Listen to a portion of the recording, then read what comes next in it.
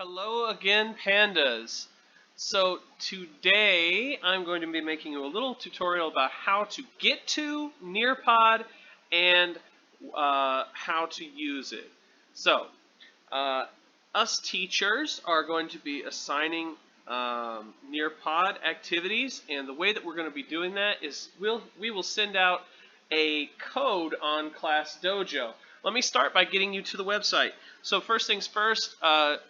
Again, start at Google, Yahoo, doesn't matter, and search for Nearpod, Nearpod, Nearpod. And when you search for Nearpod, you're going to see that it comes right up, and you can go straight to the website right there. Once you have gotten to the website, you're going to see a little code section right up here. You see this little code section right here? It says enter code. I'm going to click inside that little bubble, and I'm going to type in the code that I have for an activity that I'll be assigning to my students later.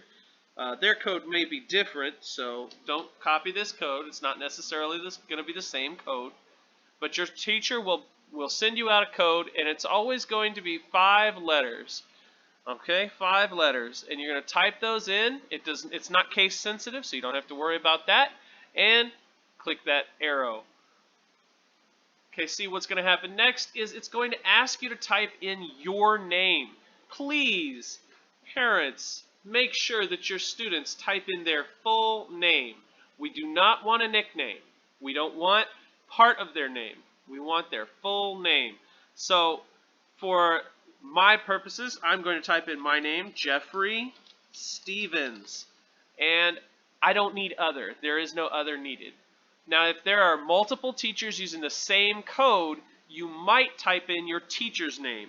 And in my case, I'm going to write Stevens. And that's only if multiple teachers are using the same code. Your teacher will let you know if you need to use this part of the form. All right, so I'm going to join session now. And you'll see that this is going to be a student-paced session, meaning you're going to go right on through each part. So take a look. This lesson is all about rectangles, rows, and columns. And I'm going to click on to the next part. This just tells you who made it. Okay, great. Lesson objectives. The students will. This is what we're planning on doing in this lesson. We're going to review definitions for key concepts. We're going to partition rows, make columns, and partition rectangles into same size squares. We're going to count to find the total number of squares in the partitioned rectangle. So we're doing a lot. And then you can see below here is where the Common Core aligned standard is. This is what our standard actually says for our standard that we're going to be covering in this lesson. Let's go on. All right, to start us off, there's a poll. This is a yes/no question. It's pretty much, do you know the difference between rows and columns? Well, I do, but maybe you don't. So I'm going to say no. And submit. Don't forget to click submit. Don't click that arrow key until you click submit. Otherwise, your answer will not be recorded. Okay? Definitions. Partition, to separate something into sections. Notice that your students are going to have to be reading. This is not going to read it to them. So if you're a parent that knows that their student struggles with reading, please be there with them. This won't take you very long, and honestly, you could probably finish each one of these lessons in under 10 minutes. The hardest part about this is probably reading it. So if you help them with this, you're taking 80% of the workload off of them and allowing them to just learn. We really appreciate that help from parents. Okay, so partition, to separate something into sections. You can see there's an image drawn to show you an example, followed by rectangle. 4-sided shape, a quadrilateral, with 2 pairs of equal sides and 4 equal angles. And then you can see again right here, here's your 4 sides and your 4 equal angles. And there's your 2 equal sides and 2 equal sides. That's your pair. All right? Going on, and notice every time that we go on to the next slide, I'm clicking this arrow key. You can always, watch this, go back if you need to review something or if you made a mistake. Oh, I made a mistake. I need to go back. And I do know the difference between rows and columns. I'm going to click there and I'm going to unclick the no. And guess what? Submit. Yeah, it's that easy. Now I go on and I go on. I've already read that. I've reviewed it. And now I'm going to take a look at these shapes. Let's see. There's directions right up here in the corner. Circle the rectangles. Put an X over the other shapes. Let's start with circle the rectangles. Oh no, how do I do a circle? Oh, that's right. There's all of these wonderful little tools down here at the bottom. Let's start with this tool right here. I can change my color to my favorite color. Oh, I don't have purple. Well, I'll go with blue. Okay, we're on blue. And I just come right up in here, and I needed to do what now? I need to circle the rectangles. Did you notice what I did? I'll do it again. Okay, now I'm down here. I need to circle what? What was the question again? I don't see it. There it is. Right up there in the corner, you can click that little blue arrow key, and it'll pull that question back down. Okay? So now, circle the rectangles. So I know this is a rectangle, and I know this is a rectangle, and I know this is a rectangle, but there was a second part to that, right? So I'm not done. Let me click again. Put an X over the other shapes. Oh, well that's easy. X, that's not a rectangle, that's not a rectangle, that's not a rectangle. And we just keep going until we have completed the activity. Alright, I don't want to give too much of these answers away, so I'm going to stop giving answers from here on out. This is essentially how you complete your assignment, and you click submit, and you go on. Now there's a video. Guess what? Get your headphones ready. It's letting you know if your student needs to be wearing headphones because you're in a workspace, or you need them to be quiet because you're doing work of your own, then get their headphones ready for them. They're going to need it. There's a video involved, and it will have sound. If they don't have to have the headphones, don't worry about it and move on. You can click onto this next part, and guess what? It opens up a web page right there for you. Next, we have the video recap. Read this to your kids. Partition means to separate something into sections. Rows, columns, there's your examples. Move on. Open-ended question. Well, with an open-ended question, what this means is you're going to have to type something. So in your own words, describe the difference between rows and columns. You click into the box and you start typing your answer. You know what? Every time that I ask my students to answer an open-ended question like this, I always say use the question to start writing your answer. So the question here says, in your own words, describe the difference between rows and columns. So I would start with the end of that. I would say the difference between rows and columns is, and then I would give my answer. When I finish giving my answer, then I come down and I click submit.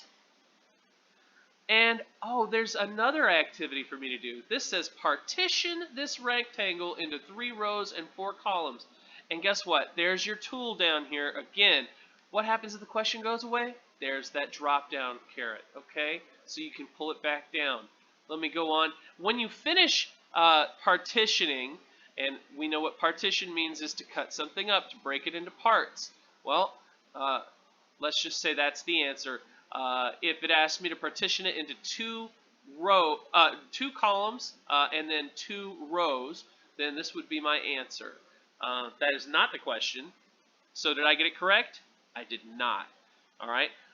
It asked for 3 rows, 4 columns. I did 2 rows, 2 columns. And submit. Oh no, I got it wrong. What do I do? Click back. You realize you made a mistake. You can erase. Okay? And watch this.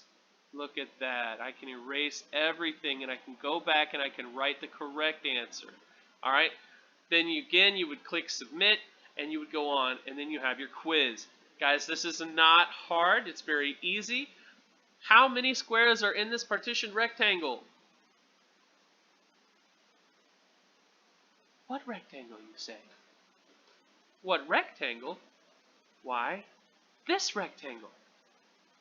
Carefully search your page to find it, okay? It's right there.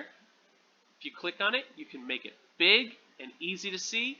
In order to make it go back to being small, click that X. You're good to go. When you get your answer, you select. I have no idea. I did not count it. I'm going to click A. All right? And submit. Uh-oh, I got it wrong. What can you do? Click back. See if you can answer again. I'm not going to do it again. All right? When we finish, we'll go through, we'll finish the quiz, we'll go back to rows, columns. There are how many squares in the partition rectangle? Again, you are asked to partition a rectangle and count the squares. Okay? So, each time you can draw, write, type your answer. And you know what? Let me show you that one as well. The typing your answer on this particular page looks like this. You click on the T, okay, and you can make your text larger or smaller. Then you can choose your color, and you can say there are ... or you can just type your number. I don't know, 1. There's 1 currently, right? There's only 1. But if I were to partition it into its rows and columns, would there be 1? No. All right, so you type your answer, and then you click submit, and you go on. Okay? I think this is a pretty easy way to go ahead and make sure that you understand how to use this program. So I'm going to skip all the way to the end of our quiz. Wait, some questions were unanswered. Well, in my case, I'm going to submit anyway. What should you do?